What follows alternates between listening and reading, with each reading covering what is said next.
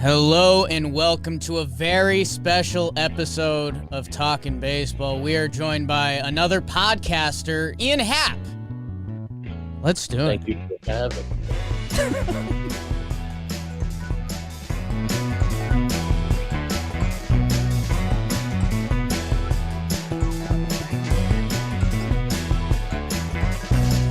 Hello and welcome back to Talkin Baseball as we come live from the DraftKings studio in the Bronx. Trevor Plouffe out on the left coast, and podcaster, part-time weatherman, also plays some outfield for the Cubs at times. Ian Happ coming live from Arizona. Arizona, you never know where you're going to find me in the country. I'm just floating around. I'm all over the place. Also, I feel like I didn't get the memo that once the music hits, I'm supposed to do something. Like Trevor had sunglasses or bobbing. Next time I come on, I'll be ready. Well, I don't want to get you and Trevor beefing early, although beforehand we were talking everything, crypto, a couple ball players just yucking it up. And Trevor Plouffe was just on your show, The Compound, and there was a funny moment where Trevor did ask if you guys were ever going to have Josh Donaldson on. Come on, man. And then he was on a couple episodes ago. And Trevor, I do want to protect you. That was a tough moment. It was tough. It was tough because I thought that as a part of JOMBOY Media, he cared enough to at least to listen to every episode. Sure. But if there's like a blurb on Twitter, maybe just know who the guests were in the last couple days. But yeah. This is a slippery slope here, Ian. Don't make me start asking about our episodes on Talking Baseball, man. I will say this. I remember the episode very well. Donaldson had some unreal quotes, and I did interact with some stuff on Twitter.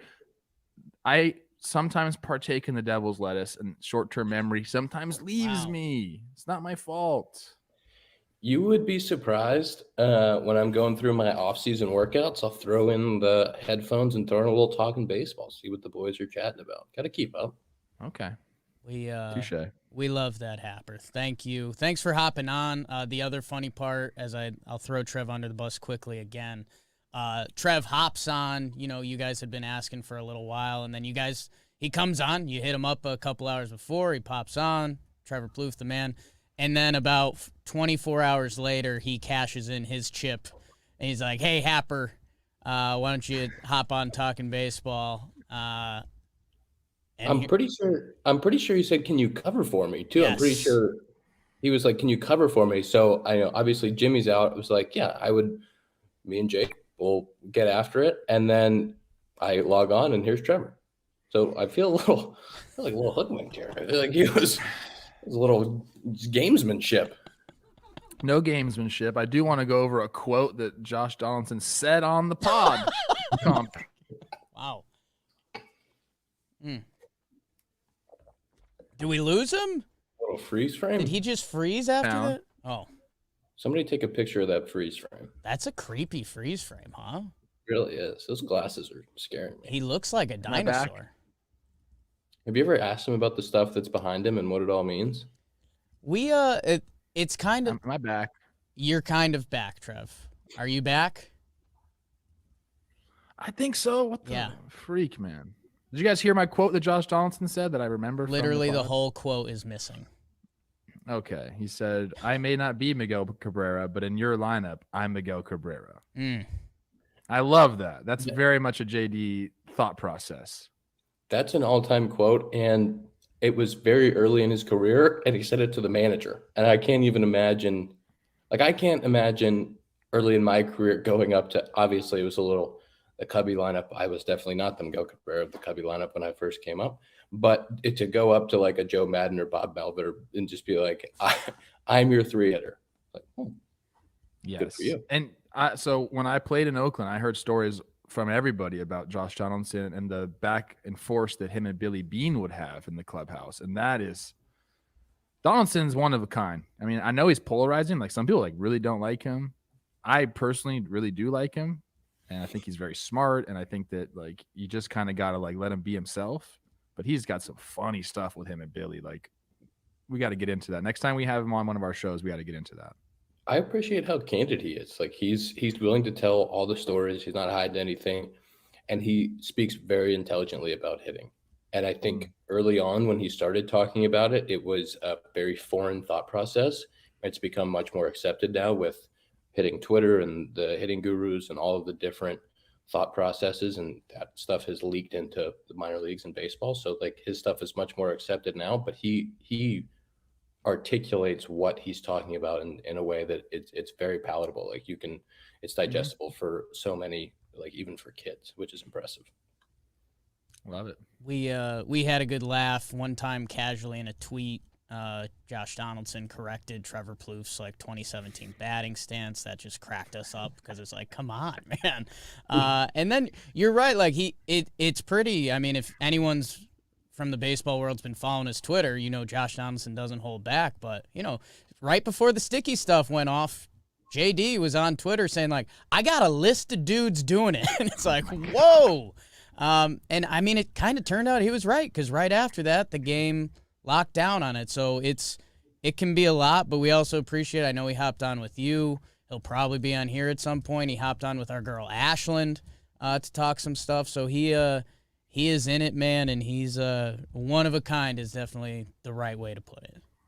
Trev, I thought you had some all-time quotes on the sticky stuff too. I thought your analogy to corked bats. Yeah, I love that. I want to be the protector of the hitters' realm on Twitter. Like I will die on Twitter to protect hitters' Twitter, if that makes sense. Because pitchers, man, they get all the benefit of the doubt. We talk about this so much. Like, no unwritten rule favors a hitter. It all favors the pitcher. They already win 70% of the time. They're babies. Don't get me started on pitchers, especially starting pitchers. I can roll with some relievers because they're essentially everyday players. Like they gotta lace those things up every day, for the most part. Starting pitchers and we just don't get along. The bottom line. If a pitcher is only winning 70% of the time, they're not pitching very long. If you That's have a true. 300 batting average against, you're not in the league very long. That's like they're succeeding, 75 to 80% of the time.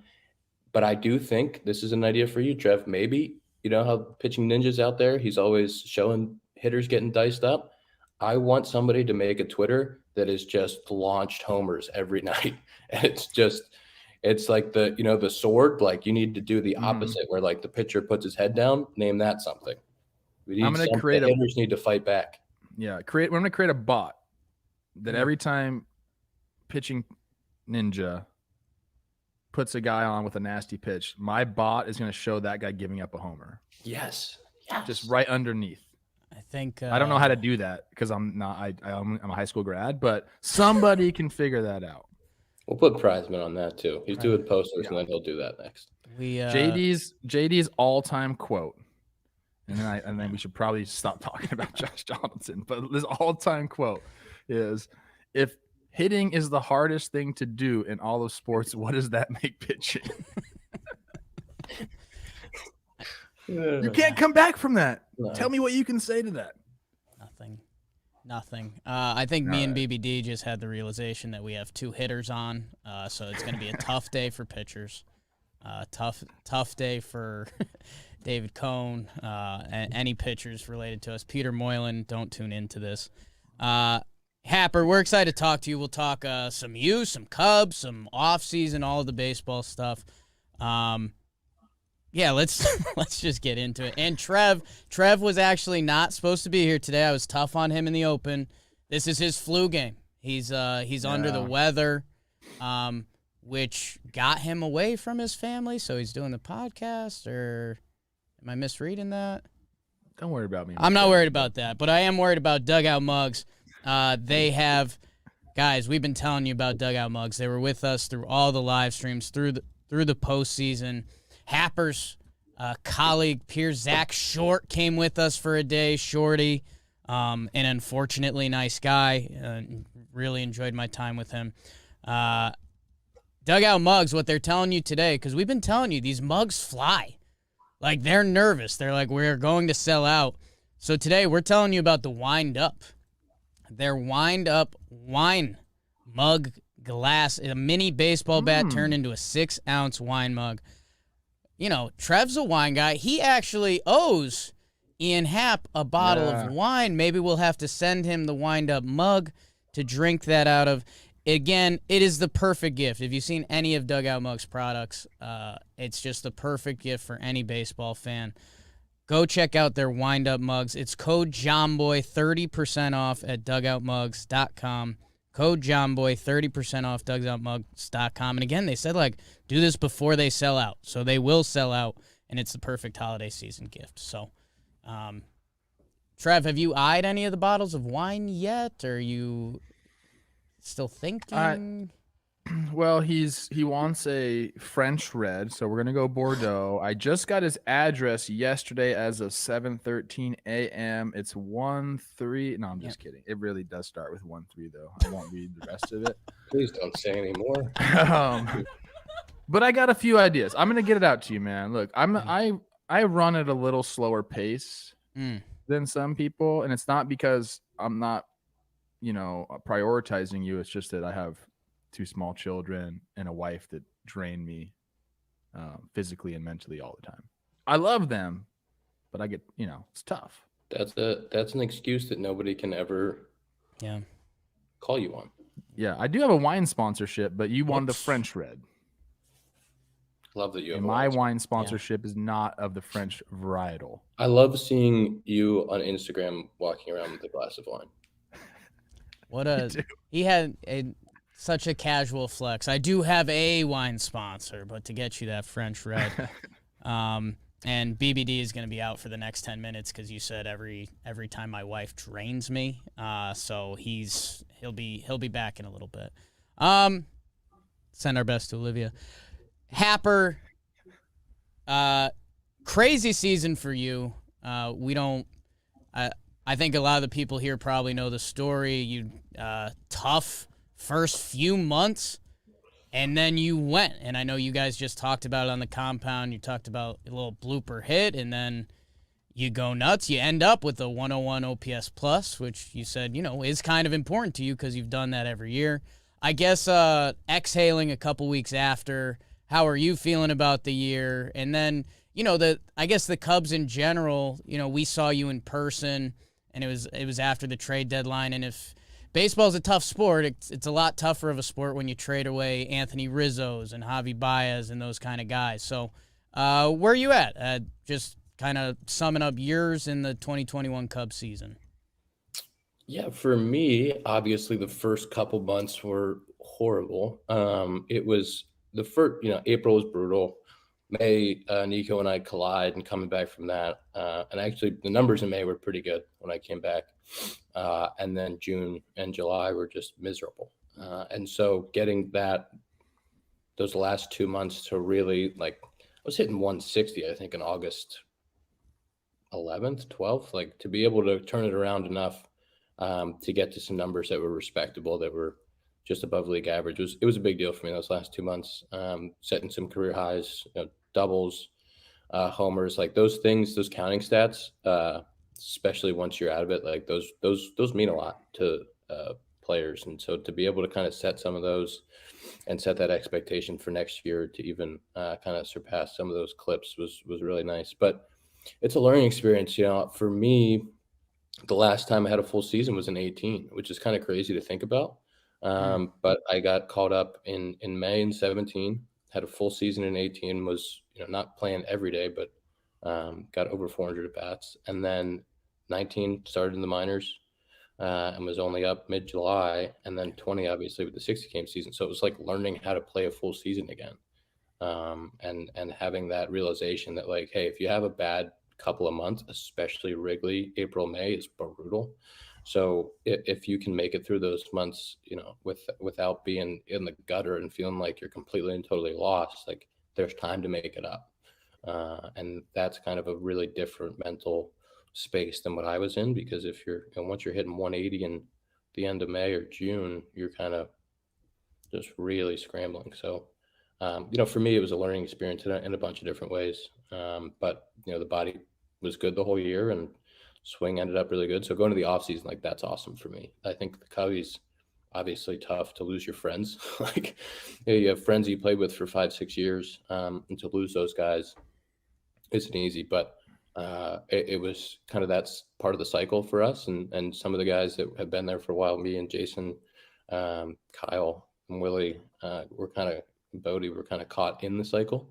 But happy to be, a Cubby and be able to see kind of that next wave and what it looks like. And I think this offseason will determine a lot of how quickly that happens. But there's players out there, that can make an impact right away.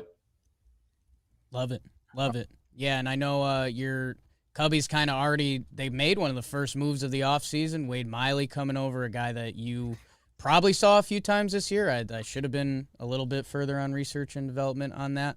But in division, comes over from the Reds. And, I mean, that's got to be, hey, it can't have too many arms. And some of the numbers for Wade Miley, absolutely loved him last year. So that's got to be exciting. And you got to feel like that's got to set a tone, kind of like you just alluded to, like, Chicago Cubs. Like, you just reset kind of the old guard did move out. And that division still seems like not out of the realm at all for the Cubs to get into.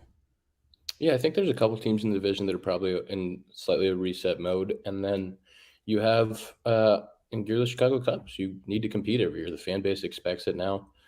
We've set the expectation of especially the last, 5 of the last 6 being in the playoffs, and then this year. So I think that's the expectation. I've heard awesome things about Miley through Marisnik, who played with him, a couple other dudes, that he's just an awesome guy. But he dominated the Cubbies. If you look up whatever his splits are against the Cubbies in the last, since I've been in the big leagues, when he was with the Brewers, when he was with the Reds, he dominated us. So that's how you go and get him. And now hopefully he dominates everybody else. I got your stats up right now. Okay. I am pouring through your baseball reference page. Ooh. I've done this before, but now that it's right in front of me, I got a few questions for you. Please. You grew up in Pittsburgh, right? So you're a cold weather kind of product. Yeah. But my question, I guess, is, because I grew up in Southern California, we never played baseball. We play baseball year round, but it's never really that cold. Cold, like the winter months, you're not playing baseball inside, Pittsburgh, are you? Inside, but you're high school baseball. Yeah. All right. I'll answer the question. Let me start at the beginning here. In the winter months, you're inside on turf in a massive warehouse. But your high school season is 20 games. 10 of those are in freezing cold. So you're playing in snow. You're shoveling the field. Like, those are. And then I went to Cincinnati, and the college baseball season starts in February, which is ludicrous. And we would go to the South, but you come back to practice in the cold. In March, you're playing midweek with Kent State, and it's frigid. Like, we played in snow every year. But the myth of, like, you grew up in the North, you should like the cold. I hate the cold. I left as soon as I could. It's miserable. I hate playing in the cold. I hate wearing 17 layers. I don't like being cold. I think the guys that go out there and play when it's snowing with short sleeves are psychopaths. I think they have a screw loose, and I don't understand it. This is where I wanted to go with this question. This is great. Nice segue there, Ian. You're a pro. April and March, you stink. Wow. I think that's true. And this is you're by far a better hitter than I ever was, and your numbers are great pretty much in every other month. May, June, July, August, September, great. But the 580 OPS in April and March is like an outlier. So I guess my question is, I know how I kind of tried to handle it, and it was brutal for me as well. If you looked at my stats, I bet you in April and March I stunk too. But like, what do you think are some things you could do to get over that?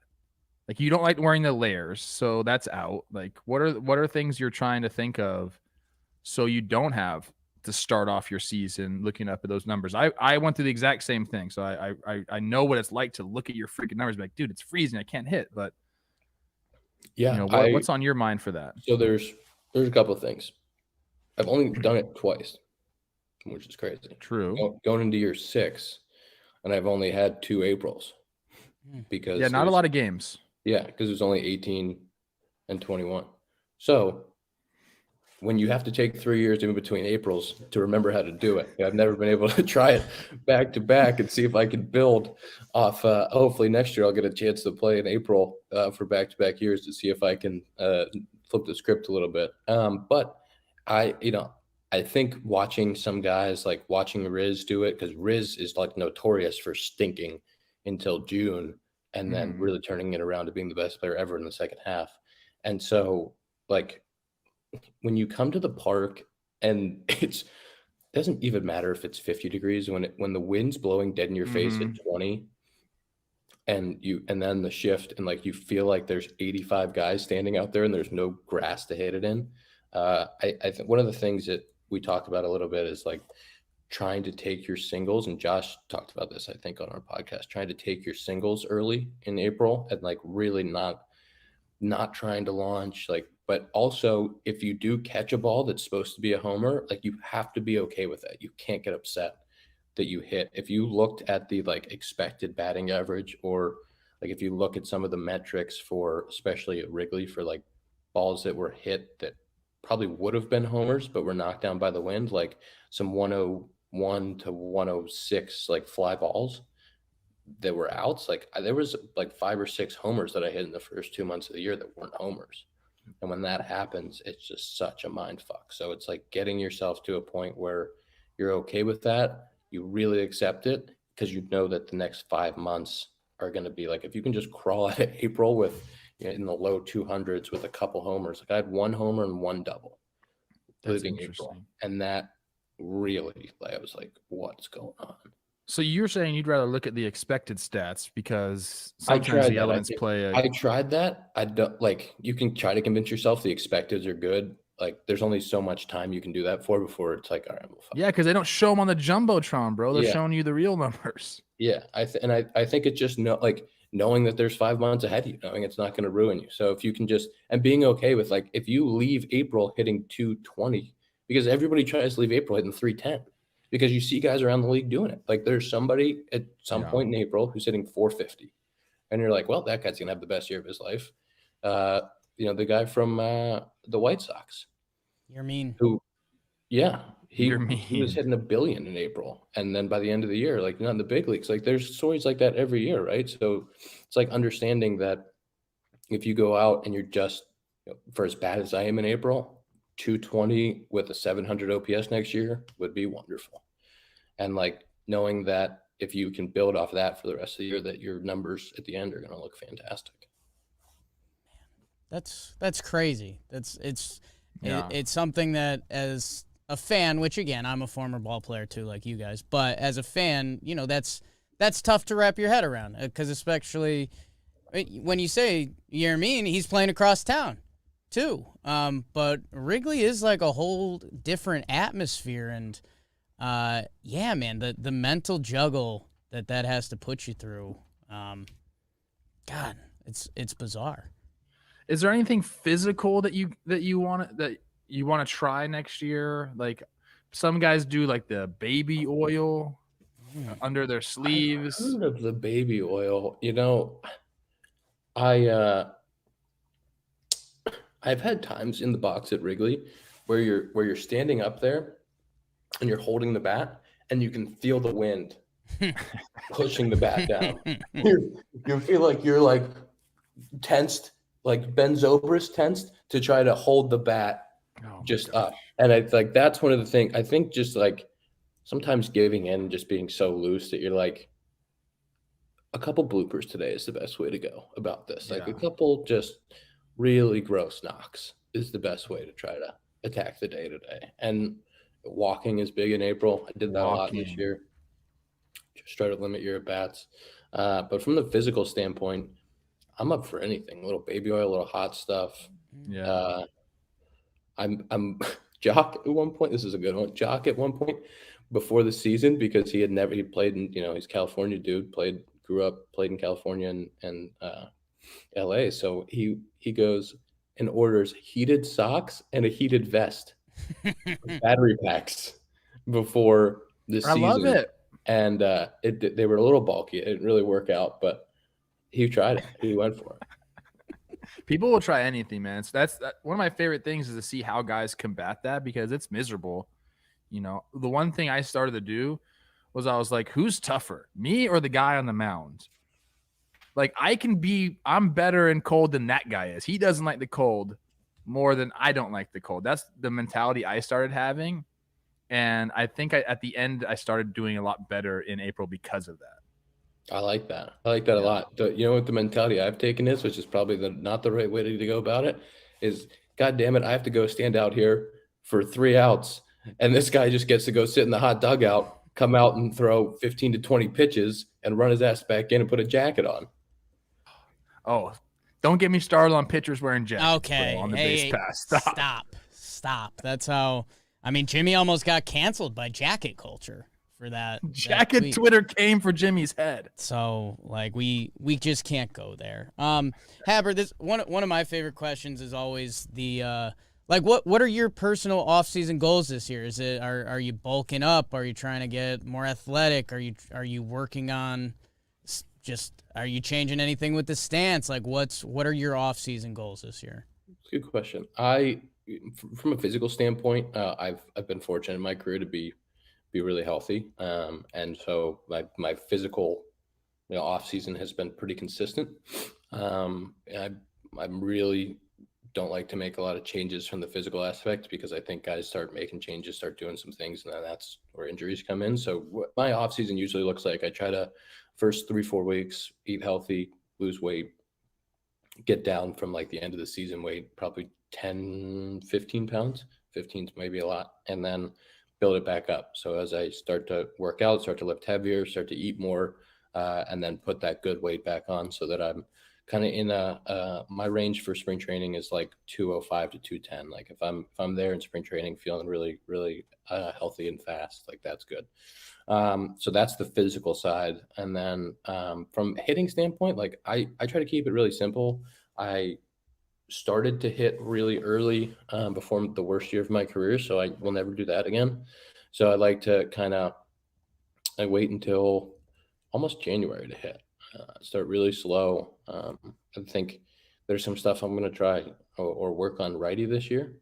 And a lot of it is mental. A lot of it is like the way you framing getting into the box and the confidence and some freedom. Because it got a little stuck just with not being as free and kind of trying to manipulate the ball and not get beat instead of going out there and competing. So some of that stuff that I want to work on right-handed from a swing standpoint, and from the outfield, the defensive metrics are they've always kind of blown my mind. I don't really understand them at all. So trying to work on some of those things from outfield perspective, just jump, see that reaction time be a little bit better. I think it's going to be a big one for me from a defensive standpoint. I can't keep looking up at like a horrendous defensive war that I don't understand. Yeah, that's brutal. I don't know, Trev, is any of that speaking to you? Any off-season Trev stuff to give? Well, first I want to apologize. I'm battling my landscapers out here, so if you hear some lawnmowers like You're probably hearing right now that are going on, the defensive metric stuff is I love that you're approaching it that way. Like you understand maybe it's not showing up for you, but you want to know why. I think that's the biggest thing that ball players need to figure out is, okay, my metrics aren't there, but why aren't they there? What can I do to make them better? I did that one time. I'm talking baseball fans have definitely heard this story before, but I went to Twitter, this guy, Mark Simon. I said, Mark, I feel like I'm playing balls out defense out here, and my numbers aren't where they need to be. Like, what do I got to do, dude? And he made one suggestion to me. He said, at third base, guard the line. He goes, if you don't give up extra base hits down there, your numbers are going to go up. I simply moved a step over towards the line, and all my numbers shot up because I wasn't allowing extra base hits. So, like, honestly, if I'm you just got to go to someone who does understand the metrics, whether that's someone in the organization or not, and then just kind of ask, like, hey, what's my, and maybe you already know the reason, and now you just have to fix it. But that, to me, that was like, it was crazy. I was like, I just have to move over a little bit, and my numbers are going to go up. And sure enough, they did. So defensive metrics make no sense to me, and I don't understand them at all. I would like whoever created them to have a YouTube video where they explain all of it. But like if you play in Kansas City and you have this massive outfield, you're going to be able to run down balls that have a higher expected batting average that Sure. are supposed to be doubles and homers and whatever. And Wrigley, with the wind blowing out, there's stuff that hits off the wall or is gets out at 365, and you don't have the ability to go get that ball and track it down. I don't even know if that plays in. It blows my mind. But for me, that part of defense, I feel like I'm great at keeping guys off second base, making sure that cutting balls off and making sure getting balls into second quickly. And communicating with the outfield, being in the right place so that we don't have to run down balls, so that we're where the guys are going to hit it most often. But trying to figure out what part of those defensive metrics you can manipulate a little bit to make yourself look better from a defensive perspective. I had a great conversation. This was years ago with I worked out with Drew Stubbs in Austin. And Stubbs was telling me about when he was playing, and 1 year him and I think Denard Span were 1-2 as far as center fielders, defensive metrics, everything looked great, awesome. The next year they're 17, 18. He goes, we're not different guys, we're the same athletes, we haven't changed. If you use the eye test, you would still say those are two of the best center fielders in baseball, but the defensive metrics had them being the best to one of the worst. It makes no sense. I'm going to set you up with Mark. Mark is going to be DMing you, so look out for that. He's going to come and tell you exactly what you need to do, and I'm guaranteeing your numbers are going to shoot up. And you know what that means, baby? Pay that man. It's more crypto. It's crypto's coming up second half of the podcast. Yeah, man. Ian. It's a conversation that a lot of fans aren't truly ready to have, because it's this weird mix. There's the old school generation of baseball fans that will just never care. They've enjoyed baseball a certain way for the first 40 plus years of their life, so they're just not going to change how they view a good outfielder. If they cut off the ball, if they make the throw, they're just going straight eye test. Meanwhile, there's this new generation of people, kids, younger people that are really into baseball, and part of the reason they are into it is the analytical side. And I don't want this to be shots fired to those people, because there are a lot of our fans, and it has such a great spot in the game. And if that's a good way to grow the game as well, it's kind of a fun outlet. There's a new generation of fans that do view it kind of numerically, and it is finding a way to mold that. But it's kind of funny, because these defensive stats are so new, they're not perfect. They're evolving every year, that to try to use them as a religion, as we do with OPS, which, by the way, that's not a crazy science project. That's on base plus slugging. But that's still advanced, and that's new age, and that's what a lot of these younger fans have been built up on, that they try to use an outs above average or UZR or some of these other crazy ones. And, I end up sounding like the old guys, because I don't fully understand those, and they're tough. And every year you hear here are the biggest outliers this year from UZR. And it's oh, yeah, that guy's a really good defender. Why does Gio Urshela rate out poorly? I've seen that guy make third base plays that only Hall of Famers make. So it's evolving, and the new age fans just need to appreciate that more. I think it's crazy that a stat that changes every year on how it's measured and evaluated, like the defensive metrics, like defensive WAR, guys get paid off that.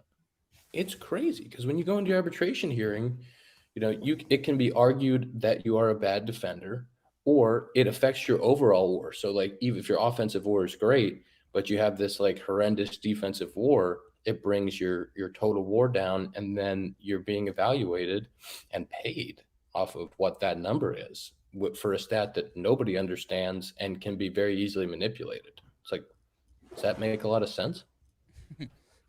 It doesn't. No, it doesn't make any sense, but that's the world we live in. And Mark Simon just got a DM from me, so expect a DM from Mark Simon. Look at that. Fantastic. Look at this. People helping people. Fellas, we got a lot more silly stuff to talk about. Again, we're ending with crypto as always. Let me tell you about Magic Spoon real quick. Again, I think a lot of the Talkin Baseball people already know. You heard the noise Trevor Plouffe just made. Spoon me, baby. Magic Spoon. It's a healthy cereal. I was just going to make a rumor that Ian Happ goes on it after the season to lose some weight because there's 0 grams of sugar. There's 13 to 14 grams of protein. It's keto-friendly, gluten-free, grain-free, soy-free, low-carb. And I know you probably hear those words when you hear about other foods, and you're like, oh, well, I'm not going to eat that because it probably tastes bad. Magic Spoon's really good. They've got cocoa, fruity, frosted, peanut butter, blueberry, cinnamon, cookies and cream, maple waffle. And if you think we're like busting balls, we've eaten this live on JJR. Yes. You could see our reaction. It's some of the worst content we've ever made. We are just eating cereal into a microphone. So as a consumer, that had to be tough. It was truly the first time we ever tried it. Like, as a true, honest reaction. Yes. It was good. No, it's we were scared. You're going to try something healthy. Jimmy O'Brien has one of the worst poker faces I've ever seen. You guys might know him as JOMBOY.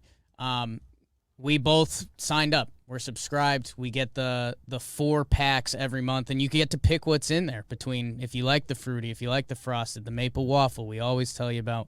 Go to magicspoon.com/baseball. It's a pretty good code.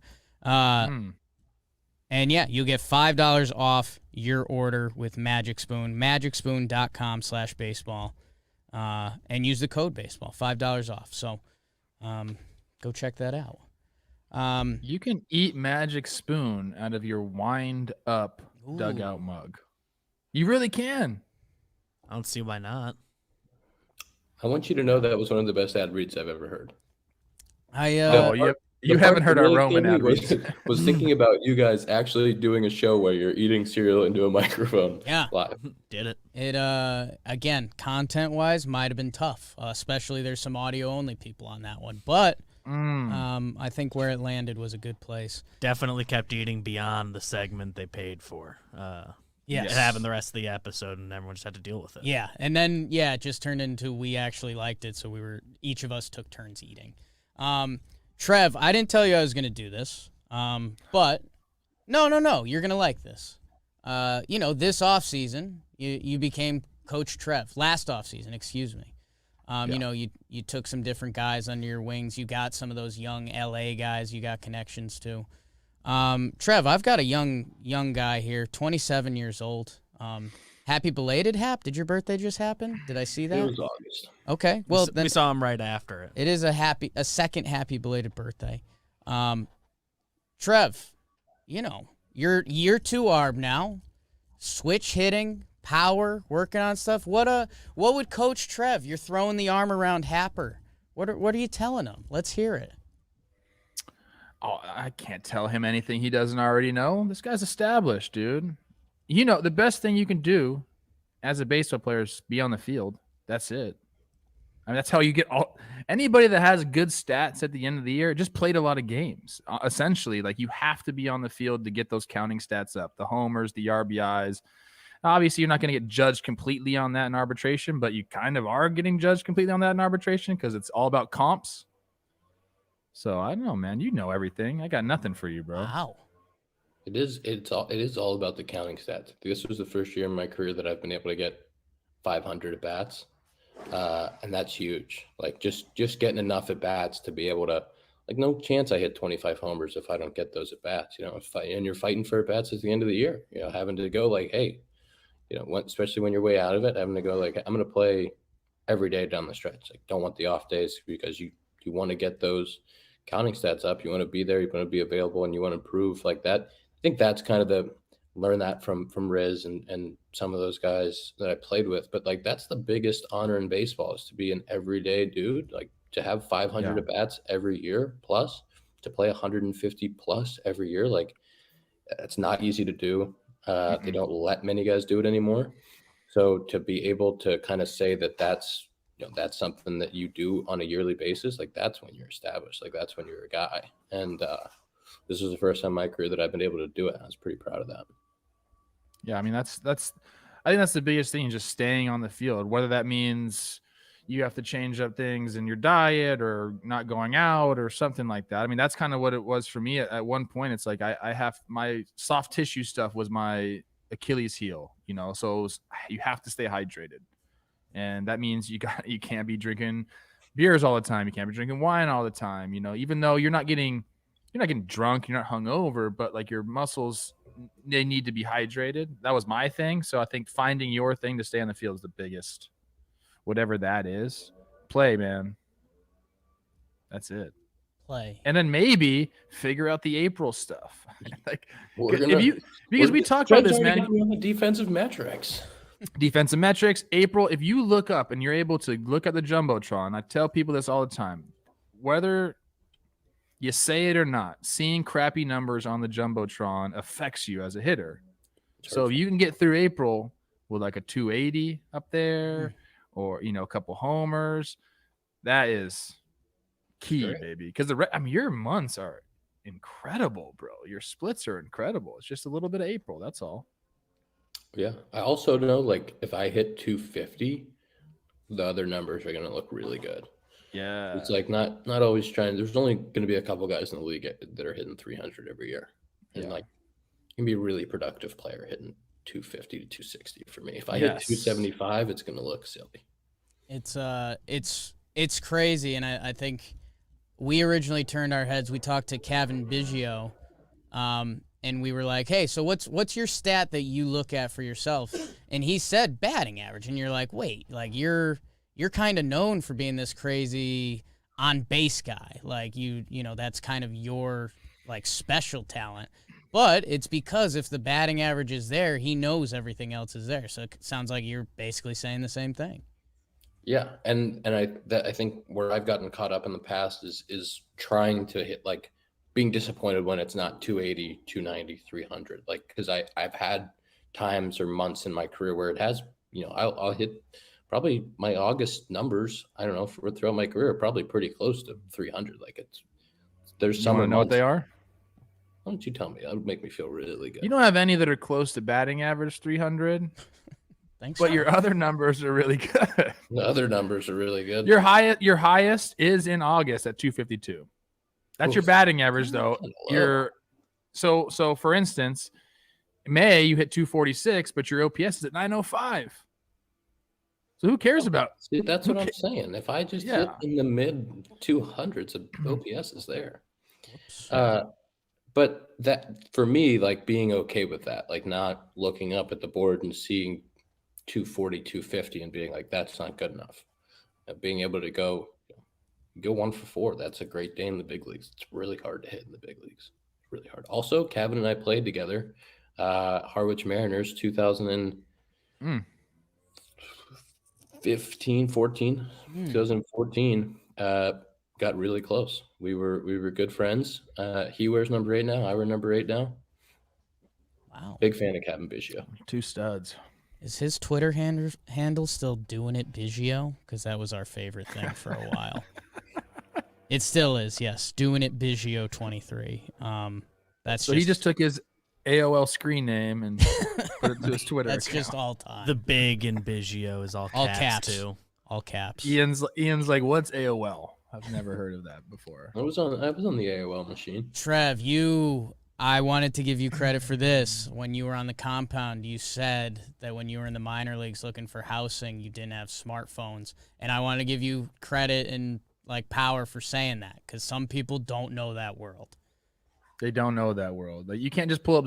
I couldn't pull up Zillow and see what was around me for rent. You had to like cold call places. I mean, using, getting taxis in like non-cities, getting taxis in New Britain, Connecticut. Like, I remember that. BBD will never know. He'll never know. Everyone's got everything at their fingertips now, and it's okay. I'm not backing my dang anybody here, okay? Because this generation has their own problems, bro, that we didn't have to deal with too. Let's attack pitchers. Let's attack all of our fans, basically, the next generation. Yep. Who else do we need to take down? Can I take someone down? Here we go. I'm going to mess up his name. I think it's Walter Herzog.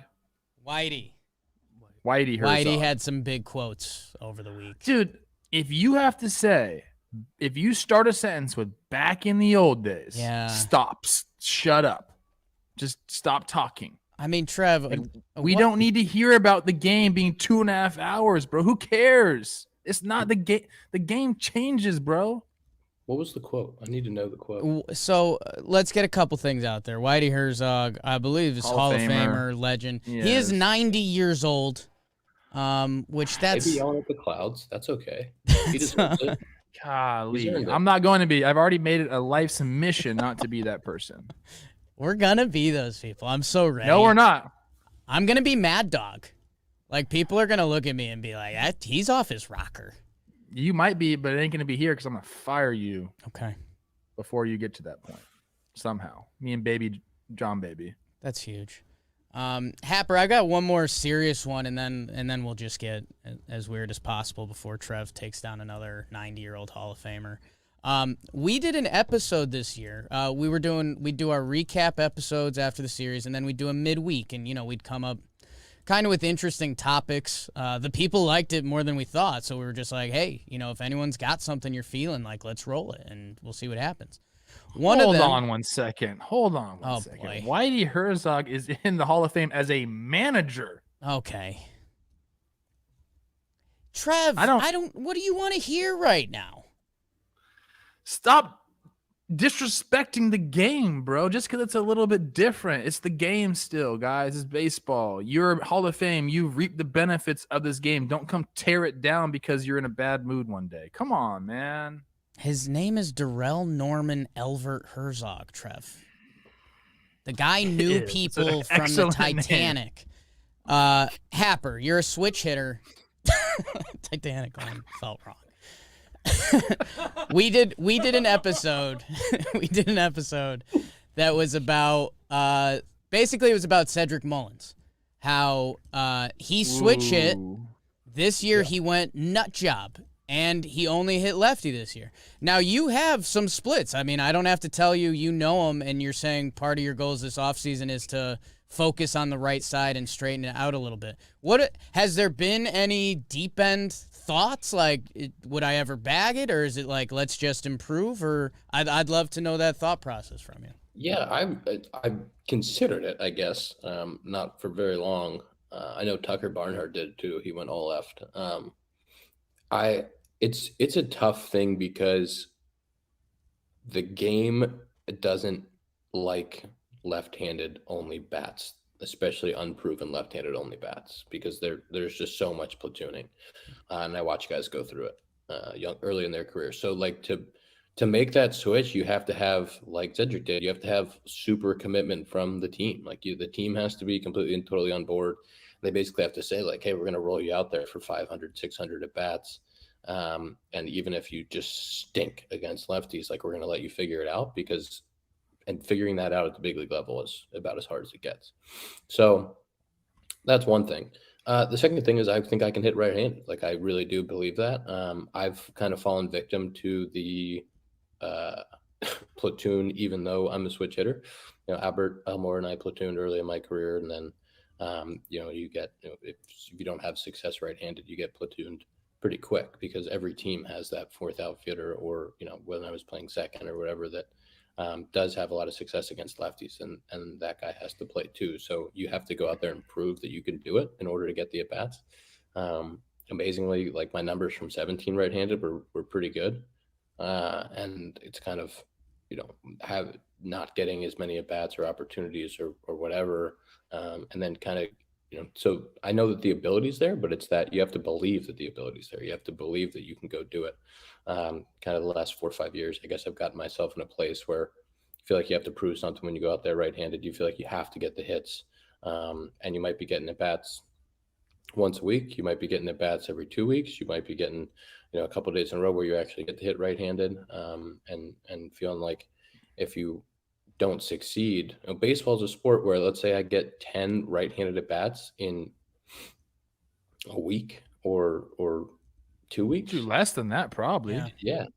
Then you one lefty starter a week, maybe. Yeah. So if you have to, and you're trying to prove it off one lefty starter a week, plus some nasty reliever that's coming in throwing some shit from the dugout, and then you're trying to evaluate yourself on that and go, all right, well, if I have to have, 2 or 3 hits out of those 10 at bats. And once you start, you go over 10 and you go, fuck, I'm only going to get 100, 150 at bats right-handed this year. Those things start to add up. So it's really going in there and believing that you can do it, believing that you have the ability to hit right-handed and have success, and then letting the results happen, because I've done it at the big league level.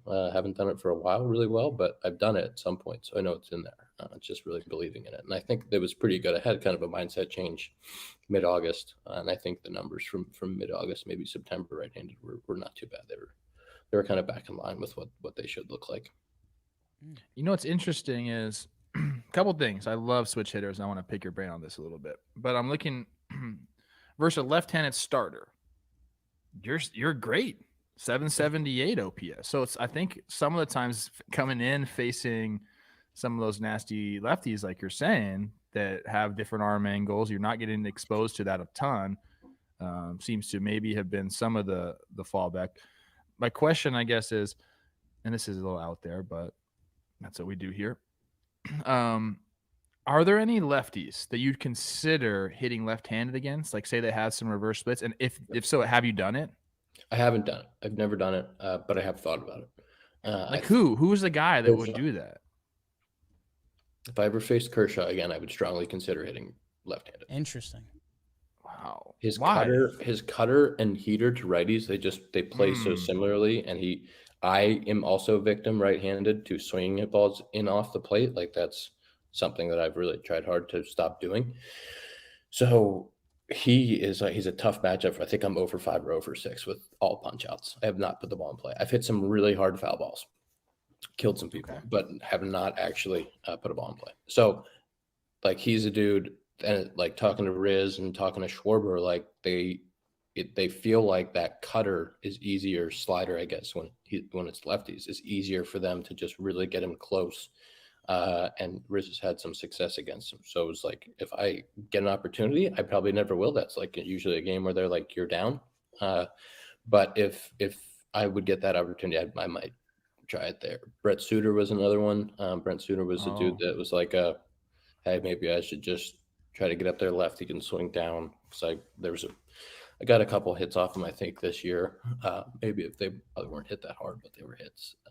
But he was a guy that I was like, he had me domed up for 2 or 3 years, where it was just like, it was just not even close.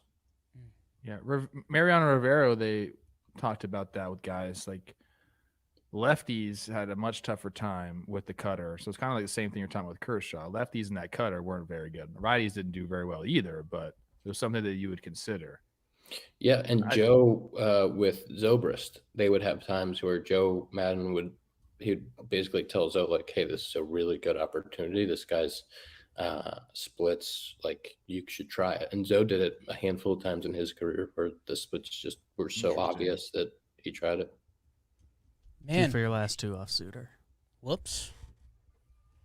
Mindset change, I'm telling you. That's all it is. I like that. Man, that's funny because, I think a lot of the reverse split pitchers we see these days are guys with kind of like a wipeout changeup, because that pitch is moving the other way, but the cutter is kind of the pivot pitch, it sounds like. And I love what you said, because it also, switch hitting becomes a numbers game. If every team, let's say 90% of ball clubs have a fourth outfielder or a guy that can play the outfield that's a right-handed hitter, you've now potentially lost that opportunity to play. So, yeah, I mean, you have to believe in yourself to be able to do it, but you could be taking away playing time for yourself. And circling back to what we said before, like, being out there is the key. And when you talk about sample size in baseball, if I get 500 at bats over the course of the year, it's probably 20 to 25% of those are going to be right-handed, maybe a little bit higher. But definitely not 40%. 40% is way too high. So, like, sample size in baseball, 150 at bats can look very, very different just based on, a few days. You have a couple good days. Like, if you have a couple really good right-handed days where you get 3 or 4 hits, that skews the entire thing. And the reverse is true too. So it's looking at those stats year to year, it doesn't always tell the complete story about how good the at-bats were. So for my focus is always right-handed, trying to put together good at-bats, trying to get on base. And I think one of the points about, it's not only cutters, but left-handers, for some, I don't know why it's so severe. Lefties in the game, especially left-handed relievers now, are throwing so far across their body. Hader's a great example. Trying to think, that dude from the Mets that was nasty all year, that lefty. Yep. Yeah. Like, dudes are throwing, they're basically stepping into the dugout and then throwing across their body at an angle across the plate that is so severe that the ball, it feels like it's in the other batter's box, and it's the corner, and then that ball in is basically chasing you in. So that's become a very common thing. And then it's trying to figure out, because when you're coming up, the lefties in the minor leagues are and high school and college are sinker, changeup, maybe a slider. So everything's going away from you. It's very easy to get that ball in the air to the pull side. Like, that was where I really had success. And you get to the big leagues, and it's the opposite. The sinker changeup guy doesn't exist. Wade Miley is a great example of a guy who's really good at it, but that's because he has a nasty cutter. But there just aren't that many of those dudes anymore in the game. Those guys are mop-up guys now, and you pray to the baseball gods that you find a few of them during the year, but they're not pitching high leverage. And the dudes that are sinker changeup or split guys are nasty. They have made it through this revolution in baseball because they are so good. You're talking about Shreve, McFarland, like those dudes.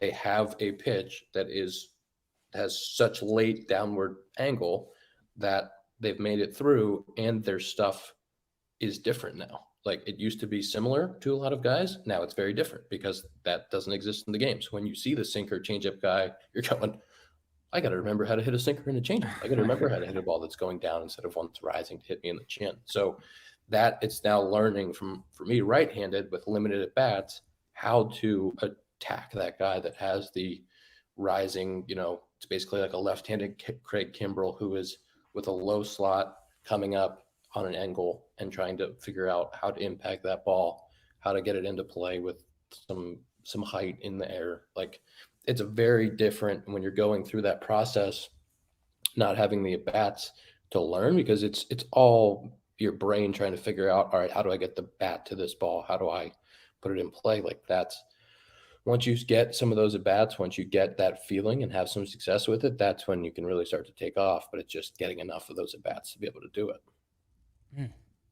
Look at you. You always call Zach Short the hitting nerd. That was there.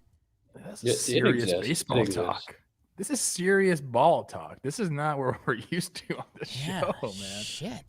Can I make it silly? I think we probably have to go soon. Yeah, what do you got, Trev? Well, this is a C Rose question. I answered it this morning. I'll give you guys my answer, then I want to hear your guys' answer. You said, give me 2 baseball players. He said retired, but I say anybody. 2 baseball players that you'd like to see square off in the ring against each other. So my answer was A-Rod versus Josh Donaldson. I love that matchup right there. A-Rod hates home runs, even though he's one of the best home run hitters of all time. Josh Donaldson, swing revolution king. Can talk baseball, talk A-Rod under the table for sure, but can he fight him? I'd love to see it. This is a bout of fisticuffs you're talking about. Yes. An actual fight. Okay. Yes. Okay. I want to go MMA. I'm going to go MMA because I don't want to just do boxing. So I want Josh Donaldson, A-Rod. I'm curious. I think I'll kick it to Jake first, and then maybe we'll give Happer a little time. I was just like Hap. I was prepared for this question. The first 2 names that jumped to my mind were you and Whitey Herzog. I love that. But that seems off the table. That guy had a headlock. Oh, thick boy Plouffe. He would take his cane and hit you right over the head. He might. I don't know. I'm trying to think. Current guys. What's the chat? The chat's got to be putting up some good stuff. You know what? Give me Give me some old man pitchers, because I think that would be a good stand-up fight. That would be like Wainwright versus Verlander. Like they would just exchange like right-hand punches over and over until someone drops. That's where mine jumped. So okay. How about this one? I got another one I want to give out. How about Carlos Correa versus Cody Bellinger? Do you guys remember the interview? The interview? Yeah. No. Belly's a peace guy, man. Yeah, that's a good point. He's a peace guy. He wouldn't even feel any of the punches. Let it happen, because you put him on the spot and it looks like he's found one, so I'm pretty excited. I have a few. I have John Lackey versus any umpire. Okay. I also have John Lackey versus anybody that swings first pitch. I think Wilson Contreras versus Wilson's crazy. Maybe Wilson versus like Amir Garrett. Maybe Javi versus Amir Garrett. God. Amir Garrett wants to fight everybody. I told you guys when he started calling them the big dick swinging badass motherfuckers, I said, you can't do that in April, bro, because it's too exhausting to have that team mantra. Yeah. You can't be the big dick swinging dudes the entire year. It just doesn't work. So he learned his lesson, I think. Everybody, it's whoever's hot at the end. You got to get hot in September. I'm ready. Oh, man. I'm ready for the Cubbies to do it. Scherzer versus Mad Bum in the chat. That's a pretty good one right there. Mad Bum's like scary, though. Jake versus Tyler O'Neill, similar bodies. 13 minutes ago, Canseco tweeted, I have some interesting news about Alex Rodriguez. Here we go. We're live. I guess, Hap, last semi-real question. Are you tracking anything this free agency? Are you trapped? Because I know you're deep in the game. Like, you care about the game. I think that's one of the things we like about you. You care about the well-being, like the player side of things and how guys are getting taken care of and stuff. And obviously there's a Cubs side of it too.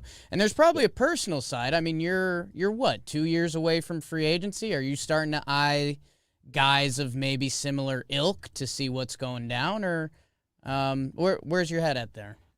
Yeah, not as much that. I think it's, so much can happen in 2 years, and you do a lot of, your platform, dictates a lot of how that goes on a personal level. But I definitely have friends that are going through it. All the guys that left the Cubbies are going through it. So just rooting hard for those guys to get paid as much as they possibly can. I think the spectrum of people talking and writing about the contracts for this offseason and the numbers are hilarious. I don't know where somebody wrote an article that had like rude numbers for how much guys were going to get paid, like absurdly low. And to think that some of these dudes with the careers that they've had, with the performances they've put up, with track records, like, I don't know, as it's just being a player that you take offense to it. But like when somebody comes on who's never played the game and then it's like, this guy is worth half of what he's actually worth. I could go for an hour on how much that fires me. I think that might be Trev's favorite trait in you. I think you both have very strong players, protector of the game, which is a good thing. And yeah, man, it's so funny with those articles because I love them. Like, let's go back for me. Like I was working a desk job for 7 years, so if I could get my hands on one of those articles and distract myself for 15 minutes, I was gonna do it. And I actually, Kylie McDaniel, who he mostly does, I think, prospect stuff for ESPN. I'm not sure if he's doing more now, but he had his article, and I clicked it and got in there, and I think biggest payday, he had Correa, like, coming in around $300 million, and it's like, okay, yeah, I mean, that's an interesting conversation with all the shortstops. I think that can be a fun one all day, but everything else after it seemed pretty light. Like, I think he had Robbie Ray for, like, a 4 for 78, and I was like, what? The dude just won the Cy Young. He's got gold on his baseball reference for having the most K per 9 of any starting pitching. You're telling me there's not going to be 1, 2, 5 teams that talk themselves into Robbie Ray? He's like a pitching coach's dream. And Patrick Corbin a couple years ago gets 5 for 125. So I don't know what goes into those articles. A lot of them, I guess, are clicky, and you would need to be on either end of the spectrum to be clicky, but I don't know. You know exactly where they come from, bro. Like these are teams telling people to put out suppressed salaries. And on the other flip side of it, because I'll be honest, and on pod, there are some reporters that are under agents' thumb, and they're going to put out ungodly numbers the other way. So, like, you just read everything you read as far as projections for free agent signings, take with a grain of salt. It's just, there's agendas everywhere except Talking Baseball and Compound and all our other stuff we have. I think it's bad for the game when you have people, fans, and it's going to happen. It will always happen, but it's bad for the game when you have fans going, "Oh my God, why would you ever pay that guy so much?" It's just not. It's not good for the game. It's not what baseball needs. Baseball needs people not only rooting for guys to get paid, but rooting for like teams and players to like each other going through these negotiations. Like baseball needs baseball fans want the game. Like you just want everybody to be happy. You want teams to go out and pay good players so that they can compete. You want all 30 teams. It's not going to happen ever, but you want as many as possible. Let's say 20, 25 teams going out every offseason and at least paying some good players to come and help their team win next year, because that is what fires up a fan base. And the worst thing for any fan base is to be going through an offseason going, "Oh, we're not ready. We can't. Why would we ever pay this guy? Because we're not going to win enough games." Like it's just not good for the game. You want every fan base to want to see good players play and good players get paid, because it's very difficult just to even get to free agency. Yes. It just doesn't happen that much. We talked about it on Compound. Braves winning this year is excellent for those mid-market teams' fan bases, because that you can't sell bullshit to a fan base after that. These guys were below 500 at the midpoint of the season. Like Alex Anthopoulos went out and said, "I'm going to reshape my entire outfield," and then went and won a World Series. So like that argument is out the window now. Like teams got to compete and continue to compete. If your team sells off in June or July, you got to call bullshit on that, because you can point to now the last two full season champions, the Nationals and the Braves, were both not good baseball teams necessarily in the beginning part of the year. So you can't say we're selling anymore, because look at what these teams have done. I'm stoked that happened. Don't let your team sell you on that shit. Beauty. Sorry. No, it's good, Trev. Let the hate flow through you. Happer, we told you 45 to an hour. I think we cleared that. What else do we need to get out there? I think you're attending a family wedding this weekend. You want to give some love, give some Compound love.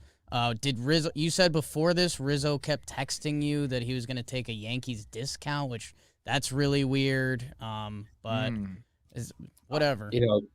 He did love his time in New York. I would say that he loved his time in New York, and he fits in New York. I don't know. He looks good in that uni. Not great with the navy shoes though. Make him look a little dumpy. Ooh, yeah. Shoes. It shortens your legs. That's why. Yeah, you're right. White and gray, Tony. White and gray. Yeah. I there you go, Jake. I started wearing white batting gloves on the road. Do you want to know why? And I'm so embarrassed of this, but I don't hide anything. Because it was an A-Rod move, and I used to freaking love watching A-Rod. White batting gloves, gray uniform. BBD hit the music on you for that. Turn the music off, BBD. We gotta tell people to go check out the Compound with Happer, Zach Short, Dakota Meckes, producer Tom, baseball, A-Rod. Sometimes we'll see. How you feeling with the Compound, Hap? What's any off-season plans? Yeah, we got some off-season plans. Tom's working on posters, and actually getting us video. We've had a lot of requests for video. We are working on how to best do that. But it's been great. We've had wonderful guests like Trevor Plouffe, and we're falling into a rhythm. We're loving it. It's man, it's a crew. Zach Short, Dakota's kind of booming Midwest voice coming in. You guys are a fun pod. It's not just some people think it's a Cubs pod. No, it's like all of baseball. It's not a Cubs pod. It's all of baseball, and it's life. I mean, Dakota's story the other day about his going to the Michigan State-Michigan game, that was fantastic. And yeah, if you're anyone that's in this world, which you are, you're listening to a YouTube or podcast show, you'd enjoy the compound. So look at that. If you're in this world, you will enjoy the compound. Like that. We're trying to get the video for a little bit more exposure. I think if we can get some video out there, we can get Dakota's big head into one of these squares. Yes. I think then, we'll get some people to jump on board, because we have a nice little following in Chicago, but it's more than that. We don't talk Cubs baseball that much. We talk a little bit about when stuff's happening, but we try to talk more about the rest of the game and life. Zach Short, my guy, picking it for the Tigers this year. 6 homers last year. Whoops. Those hands don't sleep. Carlos Correa and Zach Short up the middle. That's what people are saying. Correa's already a Yankee with Rizzo and Schwarber and Verlander. That's just unofficial yet, but I can't tweet that out. I have Verlander to the Braves as of right now. I'm just saying. Happer, go enjoy some golf, wedding stuff, whatever else you got going on. We appreciate you hopping on. Enjoy the off season, dude. If you need anything, let us know besides the posters and the video and everything else. And we have to get some posters in here, but thanks for hopping on, man. And we'll see you soon. Appreciate you, fellas. I need one of those hats. There's one of those JOMBOY hats to rock around. I'll get you a hat. Jonathan India has one. What else? It's time to talk about crypto. I got this one. Crypto's up. Go. We rich, baby. Let's make our own crypto. Jomcoin? Nice to name, too. Big baby coin? Promote it on Heaters and Heaters. Heaters and Heaters pod coming soon.